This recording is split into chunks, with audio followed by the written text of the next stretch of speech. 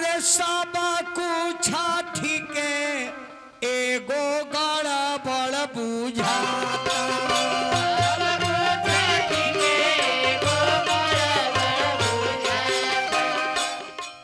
इनकर दुल्हा मिली है पौरा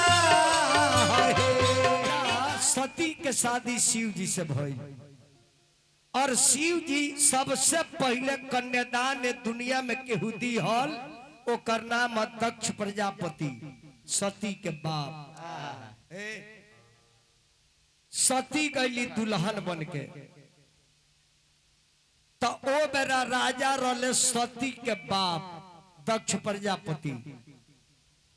देवता लोग के सभा लग रहे मीटिंग चलत रहे और दक्ष प्रजापति राजा बन के सिंहासन पर बैठा रहे सब देवता लोग खड़ा होकर स्वागत कैलू उनकर लेकिन शिव जी खड़ा होकर स्वागत ना कैले तो दक्ष प्रजापति के बड़ी दुख लागल कि हमार दामाद हमार इज्जत न कैलो तो अपना मन में प्रण कैले को अपना यहाँ जग कराए और जग में सब देवता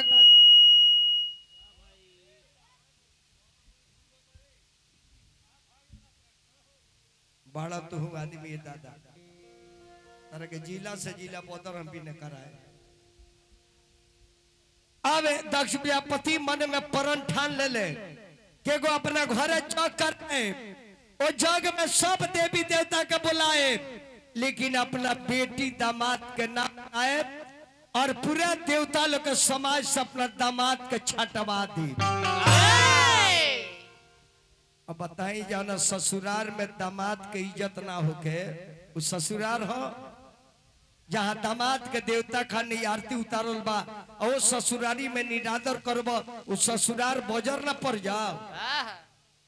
ई बात सती के पता लाग गई कि हमारा पति के अपमान करते रहती हमारे बाप जग कर रही है और मैं हमारा पति के ना बुलाई है तो जया जग के डेट रहे तो सती कली की स्वामीनाथ हम नैहर जाए कहले कि काहे के जेबू जब बुलाहट नहीं के नेवता नहीं के तो काहे के जेबू कहली जे चाहे लाख रुपया कोशिश करे लेकिन हम जाए कहली कि काहे के सती जेबू बात माना बुलाहट नहीं के हमनी के तार बाप जो कर तार सब देवता गईले बर्मा विष्णु गईले इंद्र कुबेर गईले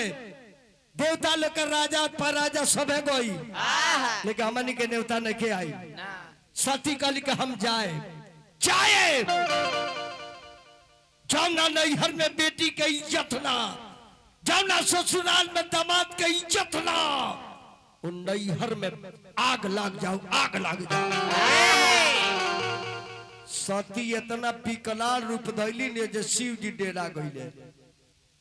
कहले जे सती ठीक बजा लेकिन अच्छा ना हो कहले जे चाहे जमन हो लेकिन जाए हम ओकर जवाब देव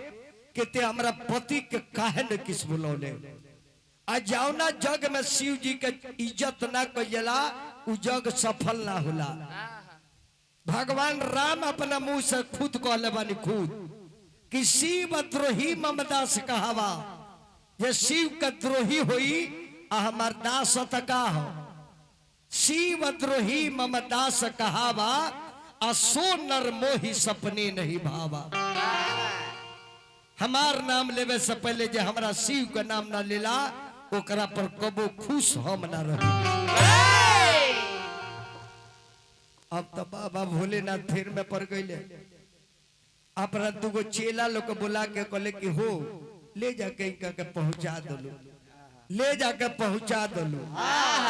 दोबारा मत बुलवाओ अब सती गईली नैहर अपना माई से भेंट करे खातिर आंगन में जाता रही देख ली जन बेटी नैहर में अपना पति के बात काट के गई महतारी हाथ झिटिक दली कली के यहाँ से जो सुनला बानी कि तोर पति हमरा पति के अपमान कैले बड़े तो हम दामाद कैसा रे अते बेटी कैसा अब बताइए बेटी के दिल पर का गुजरी जन की माई बेटी खातिर का ना हो धाधा के माई बेटी के गला लगावेले आ ऊ माई कहते क्या कवारिये ना दी बहिन लड़की से बोलत बहिन ने किसे बोला त घरवा से निकलली क्रोध में आ गली जगशाला में जा जगवा होत रहे। अब बाप बैठल बल सियासत पर जाके कल कि तू बाप नहीं है मूर्ख है, मूर्ख है, तुम्हारे जैसे बाप को बाप का ना पाप है।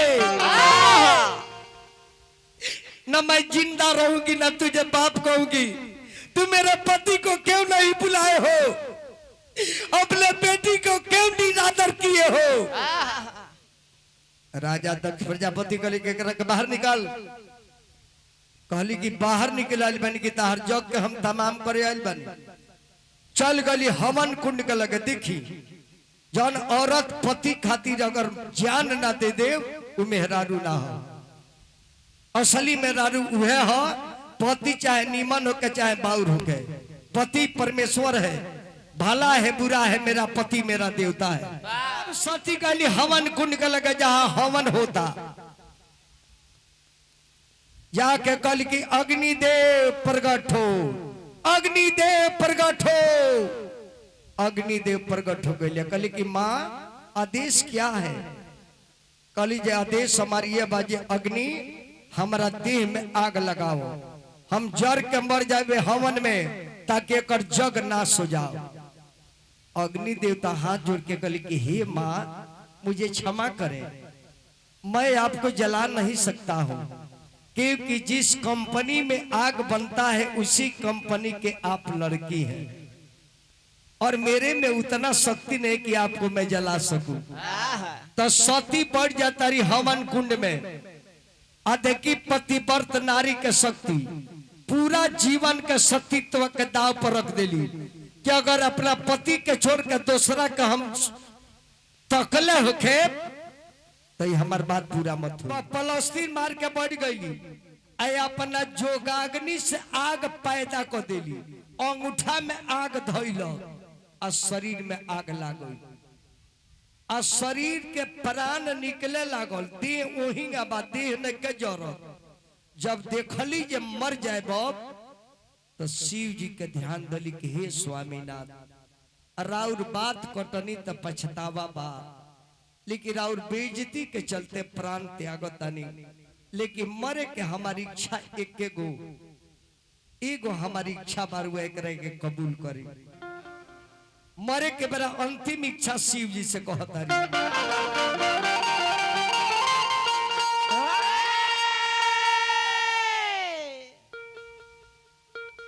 हमारी है इच्छा बात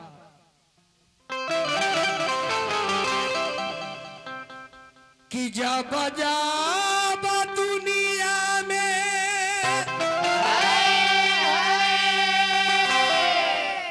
अरे होई है जन्म हो, अरे ये बायरोजिया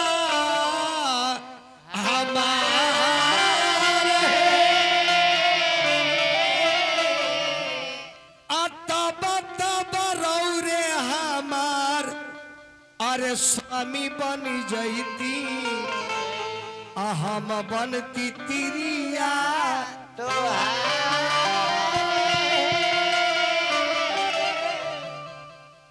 सती मरत हर्षण बर मांगा। यार बाबा तरह के कही हो सुते गए लेकिन जागल पड़े उनका के धक लिया तो तनी आयो तनी हंसुआ धिका के दी तो हमरा के इनका साड़वा कह दी। काली के हे स्वामीनाथ जहां भी मर के हम जन्म ले अरे वह हमरे से शादी कर ले। सती जर गईली मर गई आ फिर दोबारा जाके हिमाचल प्रदेश में राजा हिमाचल के बेटी बन के आ गई जेकर नाम पार्वती हो। पर्वत राजा के बेटी बन गई। अब जब पर्वत राजा के घरे जाता रही ता राजा लगले बधाई बजाओ जे हमारा बेटी हो गई बिया, हमरा घर लक्ष्मी आ गई। हमनी के घरे कुशवाहा जी लड़की होती है तो लोग के विपत पड़ जाता। 50 गो लड़का होता रे सब लोग नहीं के घबरा दर्जन के दर्जन पूरा देता आ एगो बेटी हो जाती है कहल जाता है जे भाई गई रहा पटना का भइल हो तो कहता रे जे मूड खराब बा हमार ब्रह्मांड खराब बा ब्रह्मांड करबाड़ जे होई हमार ब्रह्मांड खराब बा काहे हो आ तो लड़की हो गई लड़की बोल भी तो बसातिया आ लड़का एगो कुकुर खानी 5 दर्जन बड़े से तो उतार लड़किया होती है तो मौगी दोषी बिया आ लड़कवा होता तो ई जिम्मा बड़े बताए घाटा में मौगी बिया आ फायदा में ई बड़े छुछु नर कहीं के पार्वती के बधाई बाजे लागो बजला बजला बजला बजला बजला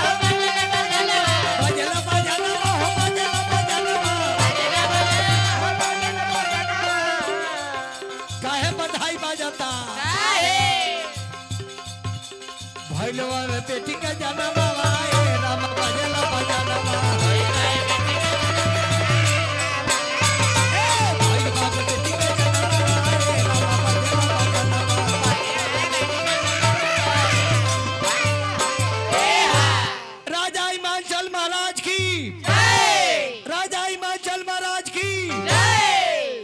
आकाश मार्ग से उतरता माता के दर्शन करे तले वही में नारद बाबा नुआ जाता ये चलो तनी भवानी का तो दर्शन ले देखो ले बारी बाबूया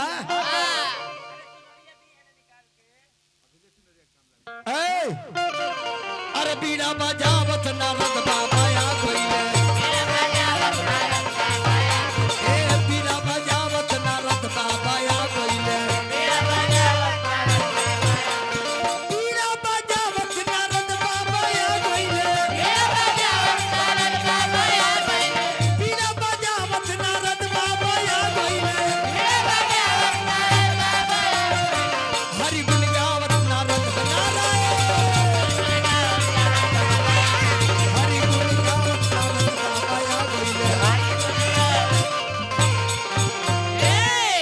महाराज की जय हो हिमाचल महाराज जय हो अरुआ घरे लड़की भइल बड़ी ना त तनी हम दर्शन करे आइल बानी राजा कहले कि बाबा रुआ ब्राह्मण है आ लड़की हमार जन्म ले ले बिया त तनी ओकर हस्तरेखा देखी जे तकदीर में हमारा बेटी के का लिखल बा हम नारद जी औरी खुशी बड़े जे जेकर दर्शन करे हम आइनी ओकर हाथ हम देखी जे दुनिया के भाग रेखा देखेला ओकर भाग रेखा हमारा देखे के मिल गई नारायण नारायण नारायण नारायण नारायण हाथ देखे पार्वती नारायण नारायण नारायण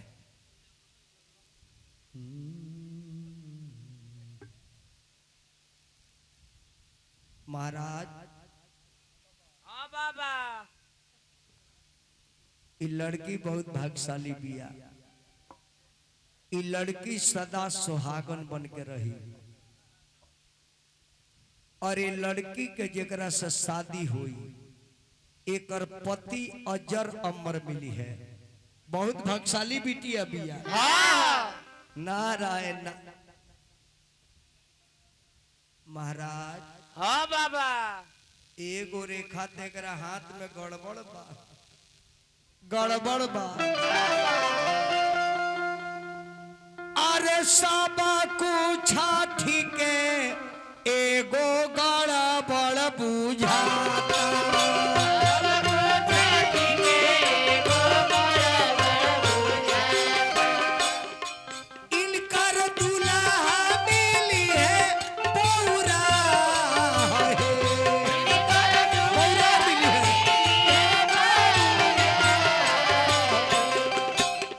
सब कुछ ठीक है एगो गड़बड़ बुझा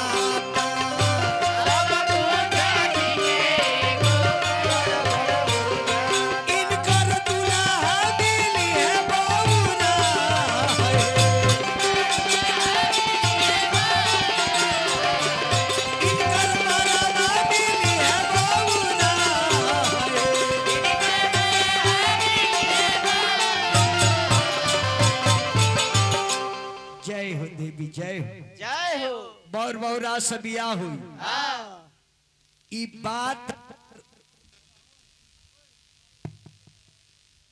बात पार्वती जी सुन लेता रही, तय अपना मन में अब देखी लड़की ध लेतिया। ये बाबा जौन बात कहतनी एकर मतलब जे उहे के बात कहतन जेकरा के हम छोड़ के आई बानी। वाह बिठा न जा हो देव ऋषि पानी अब अपना मन में ई बात ध लेता रही कि ना ना ना ना ना, एकर मतलब जे वही पति के विषय में बात करता नहीं। तब पार्वती कहली के माई अब घरे ना रहे, हाँ कहा जाइबे रे? अत जंगल में जाए हम अपना पति के खोजे हम जाए। तब पार्वती जंगल में चल दे तारी, माई रोवा तारी, बाप रोवा तारे, माना कर तारी जे मत जा। अब बेटी सीधे जंगल के रास्ता ले गई। अरे छोरी के नगरिया रे, अरे चलली धियारिया के गिरातावे लोरा रे कि जाई के जंगलवा में, अरे ध्यानवा लगवाली से, अरे कोटे लगल सझिया से भोरा रे पी। घनघोर जंगल में माता चल गई। भूख लागे तब पतई खास, अब प्यास लागे तो हवा पियस। और मन में ही बैठा ले बड़ी कि जब तक ले हम पति के देखब ना तब तक ले लौट के घरे जाए ना। अब शिव जी में नारा लगोले बाड़ी, हर बेटी के उपदेश लेवे के चाहे ऐसा। हर बेटी के बाप के गरिमा, अपना जात के मर्यादा, अपना गांव के मर्यादा के बरकरार रखे के बाद तकदीर में लिखल हुई तौन हुई। ऐसे हर बेटी बहन से निवेदन बा, अपना गांव के, अपना समाज के, अपना जाति के इज्जत से खिलवाड़ नहीं करे के हम निवेदन करतानी। ना तो बहुत ऐसा छुछुनर बेटी जन्म ले लल बाड़ी सन, ओकरी के पेटवे में मर जाए के चाहे। बियाह करे के होता कुशवाहा जी तो टावर पर चढ़ जाता रही सब। टावर पर अगर हमार चलित नु तो जौन टावरवा पर चढ़तिया नीचे से जाकर टावरवा हेक्सा ब्लेड से काट देती, तड़ाक दे गिरी तो वही में दबा के मर जाती। वो बेटी हा जन बाप के इज्जत टांग दे, वो बेटी हा जन अपना बाप के तख्ता पर, अपना समाज के, अपना जाति के मुड़ी झुका दे। ओइसन बेटी के मर गई बढ़िया। पार्वती के तनी चाय दे दी, ध्यान धैले बाड़ी और मन में अपना विश्वास कैले बाड़ी कि नारद जी के बात सत्य बा। आ नारद जी उहे के चर्चा कैले बानी और भागी दोसर के बाना। तमन्ना में धैले बाड़ी, अरे शिव के ध्यान हो पूजली गौरा बेरी बेरी, अरे कोकया हवान हो पूजली गौरा बेरी बेरी, कोकया हवान हो पूजली गौरा बेरी बेरी। बनवा में गईली हा ध्यानवा लगावली,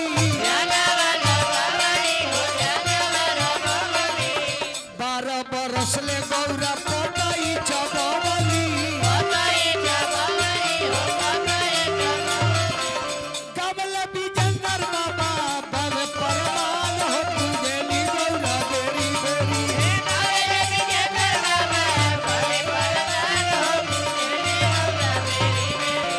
अरे कोकया हवान हो पूजली गौरा बेरी बेरी।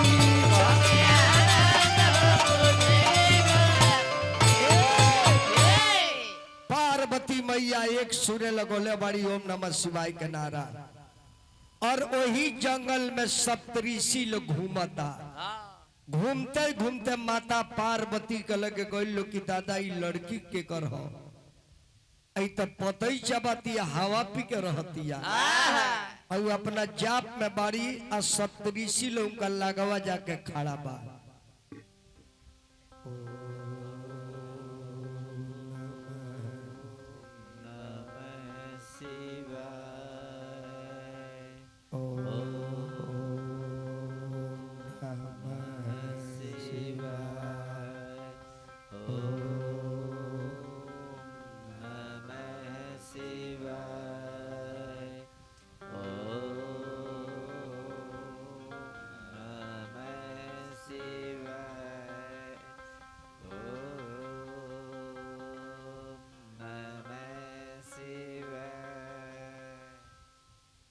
देवी केकर ध्यान धैले बन महादेव महादेव से का करे के बा विवाह कर विवाह करे के बा। ई तो बूढ़वा के गोह की हो जी। अब सप्तऋषि लोग शिव जी के लगे कहता जे बाबा अरे वह खातिर लड़की एगो जंगल में तपस्या करतिया आ शादी कर करुआ से कहती है शादी रुआ ना करो तो लड़की आत्महत्या कर ली तो रुआ पाप के भागी बने।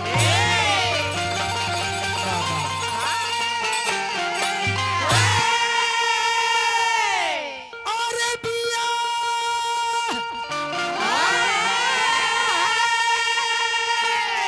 बाबा हो अरे बिया बाबा करिया पन रौरा शादी कली बाबा न तो लड़की मर जाई। अरे बियाह बाबा कली बियाह बाबा करिया पन रौरा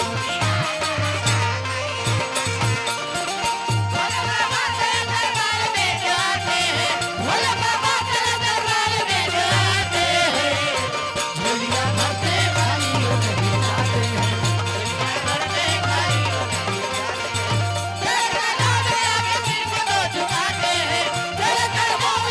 शीश को झुकाते हैं झोलिया भरते खाली नहीं जाते हैं।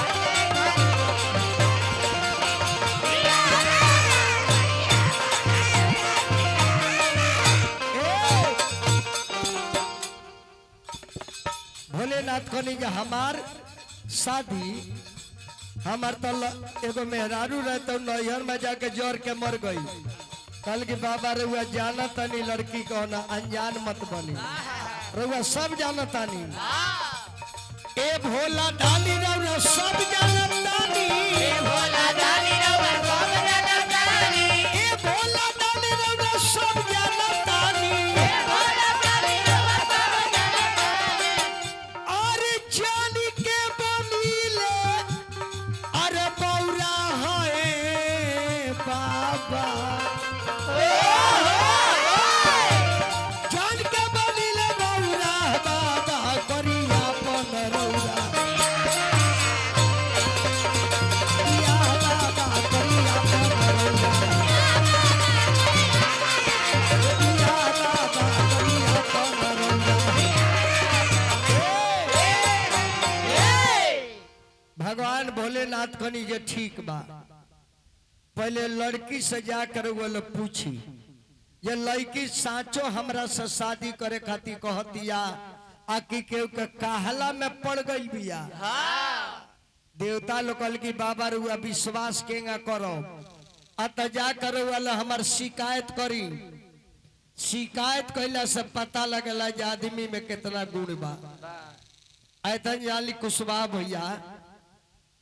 पंचायत में जरा के मुखिया बना देवे के बाद ओकर बड़ाई मत करी बड़ाई करे तो ओकर अच्छाई बाहर ना निकली। वो आदमी के शिकायत करी वोट मांगे भले जाई लेकिन कही जे वोटिंग के देवे के नहीं के भले हम आइल बनी आई बनी संगत में आ गई देवे के नहीं के निमन आदमी ना हुआ आज आप 5 गो लड़का खड़ा होकर कहले से तार व्यवस्था बानी सका बूझी जो उतना वोटर रेडी बढ़े पता लग जाई ऐसे बड़ाई करे तो अच्छाई बाहर ना निकली ना निकली। ऐसे आदमी के शिकायत करे तब देखी शिकायत करे बोलो के जे तू ही जानता रहा हमरा से ज्यादा जानता रहो वही जी बुझा जे जो आदमी में कितना गुण बा आ बड़ाई करे लगे तो लोग के जो ओकर पार्टी वही में रेतले में रेत दी ना ना ठीक हो तर नहीं मनत नहीं हो तो पता लगी जो मैं के बा अके नहीं खे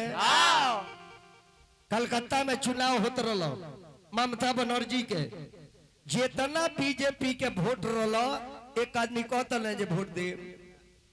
अब किसे वोट देंगे छोड़िए नहीं सब बात हटाइए देखा जाएगा जो अच्छा होगा उसको दिया जाएगा वो गारंटी वोट बीजेपी के रहो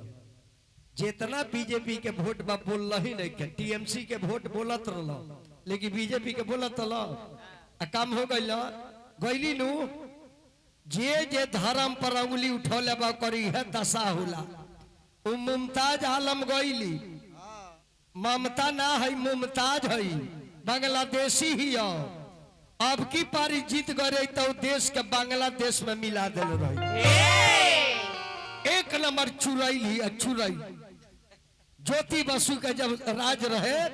ओकरा के लंगटे क के रोड पर मरले रहे ज्योति बसु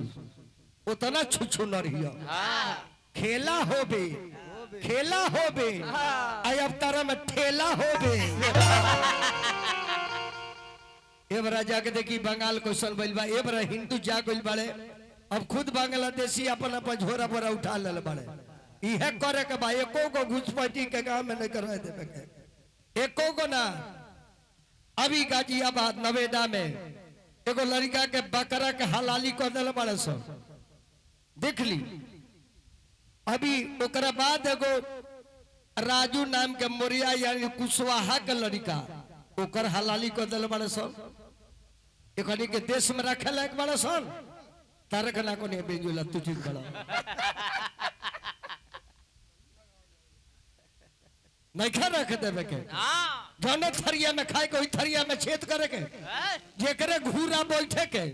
आ ओकरे घूरा में से आलू निकाल के खा लेबे के हैं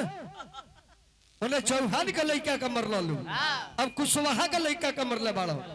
अगर हमरा के 24 घंटा के सरकार पावर दे दी तो रात भर में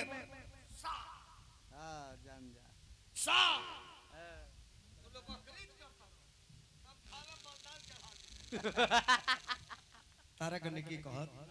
तू त निमन बड़ हमने के संग बड़ डर ही पड़ो ए कह जन वही नंबर में आ जाए बबुआ ई जान ली कबो कट्टरपंथी रही एक जना बोला तारे नेता जितना विपक्षी बाड़े सन एगो नेता को न बोल सो जो चौहान के कुशवाहा के लेके के काहे मुंहला सर एगो नहीं के बोला सब चूल्ही में लुका गइल बाड़े सो एगो अगर ये पार्टी का भय रही तो बाप रे बाप इस सरकार ये है तो वो है तो ये है तो वो है अब कहाँ है रे तेरा मुंह में लकवा मार दे बा ये जाने के बाद कबो कबो खिस पड़ता हमरा मन करता खानदाने खत्म कर दी जे काम कैले बा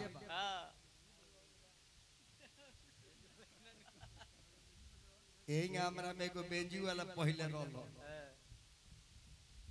जहाँ हिंदू के बाजार रही नु ओजी नाव बैठी बुझे जे का जाने लोग कब चाप दी कहल जे हे जी रहिए खड़ा हम गाड़ी लेके आए तो वही जी बैठी जहाँ 5 जना ऊपर बेरा दो लेकिन हई निमन लइका सीधवा ऐसे कि ना ये नहीं कहना वो नहीं कहो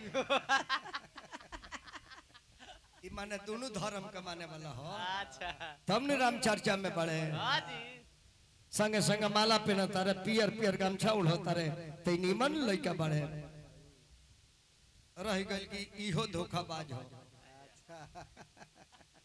एगो बकरी रखले बा 3 किलो दूध करेली कहनी जे रे बकरिया हमरा के दे ना दे रे दूध हम पिए कहता जे हम पहुंचा दे महाराज जी तिले बिसुकी हो गइल जे पहुंचाते